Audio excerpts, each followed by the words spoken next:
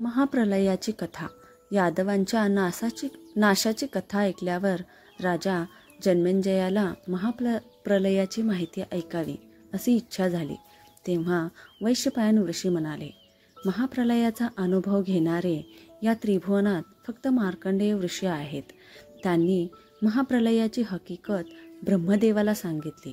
ब्रह्मदेवाने ती व्यासांना व व्यासांनी मला सांगितली आहे. ती अशी: कृत, त्रेता, व्यापार व कली या युगांची सर्व लक्षावधी वर्षे उलटली की एक देवयुग होते.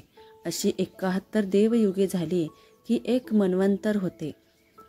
अशी 28 मन्वंतरे गेली की ब्रह्मदेवाचा एक दिवस होतो व अशा रीतीने ब्रह्मदेवाची 100 वर्षे लोटली की महाप्रलय होतो. महाप्रलयाच्या वेळी योगमायेच्या संगतीने सर्व प्राणीमात्रांच्या शक्ती एके ठिकाणी होतात. सूर्याचे तेज अनेक पटीने वाढते. समुद्रातील वडवानला जागृत होतो व अशा तऱ्हेने भयंकर उष्णता निर्माण होते. अत्यंत प्रखर असा अग्नी निर्माण होऊन सर्व प्राणीमात्र मरून जातात. ब्रह्मांडात फक्त राख उरते. भयंकर वारा सुटून ही राख एका ठिकाणी होते. नंतर मुसळधार पाऊस पडून सर्वत्र पाणीच पाणी होऊन जाते. महाप्रलयाच्या वेळी सर्व जलमय झाले असता मार्कंडेय ऋषी इकडे तिकडे फिरत होते. ते चिरंजीव असल्याने त्यांना या प्रसंगाची भीती नव्हती, पण दुसरा कोणताही प्राणी दृष्टीस पडेना. त्यामुळे त्यांच्या मनाला फार उदासीनता आली व त्यांनी त्या आदिशक्तीची प्रार्थना केली, मला एकदा तरी तुझे दर्शन घडू दे. त्याप्रमाणे एका वटवृक्षाच्या जवळ मार्कंडेय ऋषी आले असता पाण्याला लागून असलेल्या एका पानावर एक लहान मूल आनंदाने खेळत आपला अंगठा चोखीत असलेले त्यांना दिसले. ते मूल म्हणाले, बाळा मार्कंडेया, कुशल आहेस ना? अंगठा चोखणाऱ्या एका तान्ह्या मुलाने आपणास बाळा म्हणावे याचे मार्कंडेय यांना फार नवल वाटले.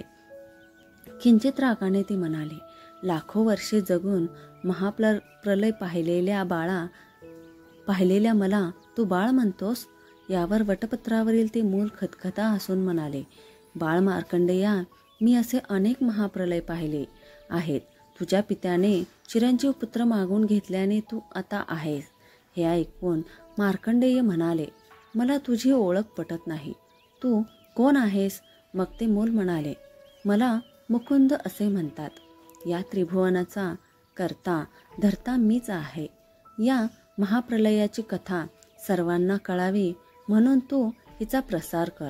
याप्रमाणे सांगून बालमुकुंद नाहीसा झाला.